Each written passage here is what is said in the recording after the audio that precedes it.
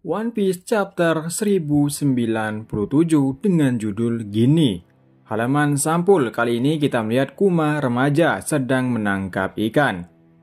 Chapter dibuka kita masih berada di kerajaan Sorbet 8 tahun setelah insiden God Valley 30 tahun yang lalu. Hari tiap hari terlewati. Gini berkata, "Kumaci tolong bantu aku." Lalu penduduk Sorbet berkata, "Aku sangat terkejut ketika kalian semua tiba-tiba menghilang dari kami. Aku telah datang ke sini sejak ayahmu masih ada di sekitar sini. Tapi, aku senang melihatnya kau tumbuh menjadi anak yang begitu manis. Orang tuamu melakukan pekerjaan yang luar biasa, aku yakin. Mereka sangat bangga denganmu yang menjadi seorang pemuka agama." Kita melihat Kuma sudah berusia 17 tahun. Dia menjadi pastor. Dia terlihat membantu seorang nenek tua yang sakit dengan kemampuan buah iblis miliknya. Bukan hanya satu.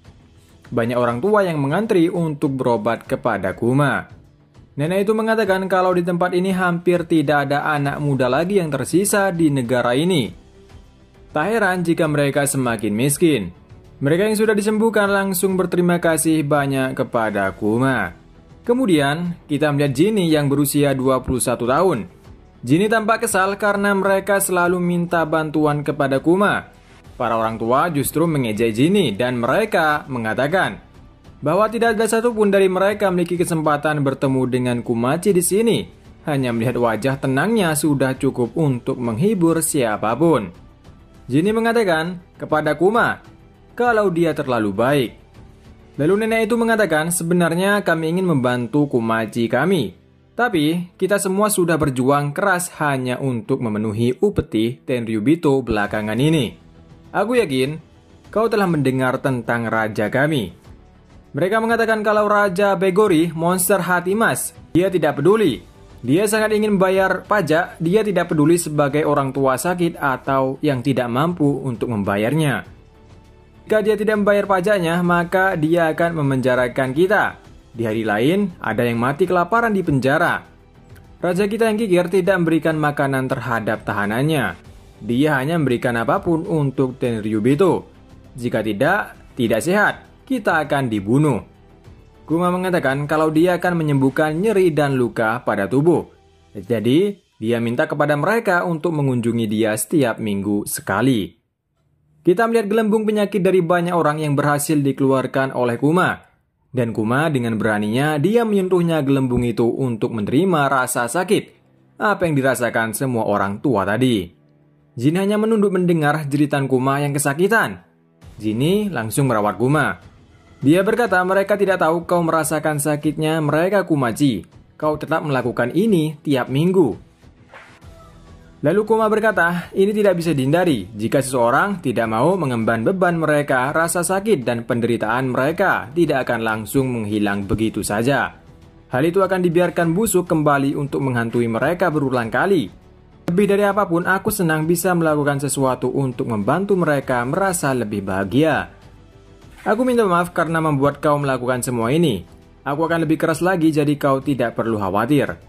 Kemudian, Kuma mengatakan kalau hari ini mendapatkan makanan dan akhirnya mereka makan bersama.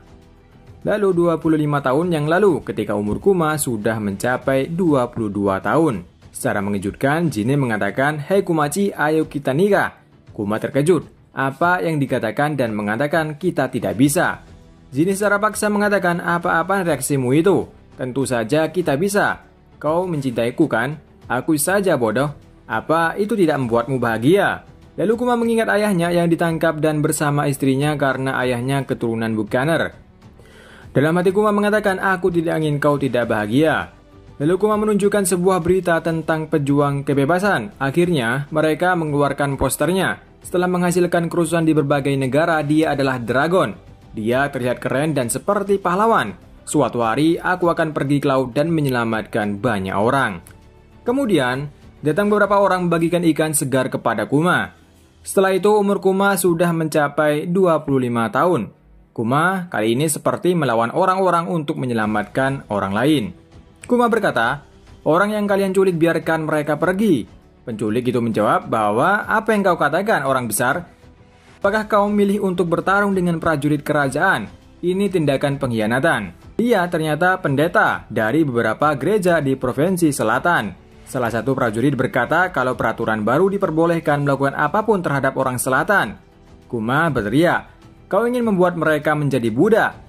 Kuma langsung menyerang mereka dengan meledakkan gelembung di tengah-tengah mereka. Lalu kita melihat Raja Sorbet saat ini. Prajurit melaporkan bahwa orang-orang sulit menerima kebijakan barunya. Raja Sorbet berkomentar bahwa untuk membiarkan hal itu karena mereka akan terbiasa dengan status baru mereka. Tidak akan lama, semua orang akan melihat orang selatan sebagai hama. Mulai hari ini, batas Sorbet sampai di tepatan wilayah provinsi utara. Kau tahu jumlah upeti atau pajak Tenryubito ditentukan oleh populasi sebuah negara.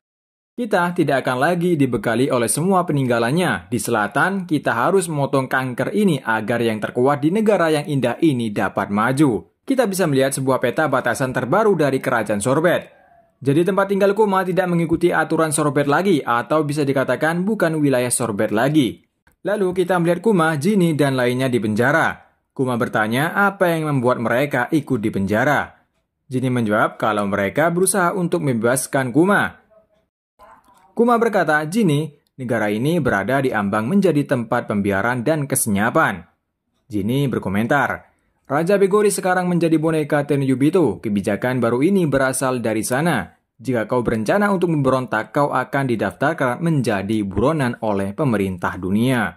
Kemudian ada sebuah kelompok yang mengacaukan kerajaan Sorbet dan membebaskan para penduduk dari perbudakan. Warga sekitar tampak senang karena tidak ada perbudakan lagi. Komentar mengatakan, ada sebuah kelompok misterius yang menyelamatkan kerajaan Sorbet dari korupsi pemerintah dunia. Dengan begini, orang yang dipenjara sebelumnya dibebaskan. Terdengar suara Ivankov mengatakan, "Terlihat seperti pria yang kau rekomendasikan melakukan sesuatu yang luar biasa. Kau pasti menyukainya, Dragon. Jinny, Kuma, aku dengar kau tertangkap."